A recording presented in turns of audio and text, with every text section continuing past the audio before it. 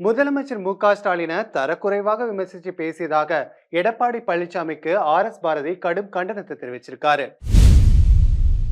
அன்பு தலைவர் 2 கோடி தொண்டருடைய மிகப்பெரிய உயிராக மதிக்கப்படுகிற தலைவரை, எங்கள் ஒப்பற்ற தலைவர் தளபதி ஸ்டாலினை மிகவும் கீழ்த்தரமாக பேசியிருக்கிறார்.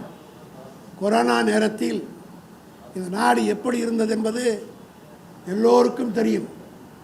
இவருடைய ஆட்சி காலத்தில் மக்கள் பரிதவித்தார்கள். அதனுடைய கொரோனா நேரத்தில் எடப்பாடியை போன்றவர்கள் வெளியே வருவதற்கே பயந்த நேரத்தில் முதலமைச்சர் பொறுப்பை ஏற்றுக்கொண்ட எங்கள் தலைவர் தளபதி அவர்கள் கோயம்புத்தூர் மருத்துவமனைக்கு மருத்துவர்களும் தடுத்து எல்லோரும் தடுத்த நேரத்தில் மருத்துவமனைக்குள் உள்ளே சென்று கொரோனா நோயாளிகளை நேரிலே பார்த்து அவர்களுக்கு சிகிச்சை அளிப்பதை பார்த்ததனுடைய விளைவுதான் தமிழ்நாட்டிலே கொரோனாவினுடைய உச்சம் குறைந்து மக்கள் நிம்மதியாக வாழத் தொடங்கினார் என்பது வரலாறு.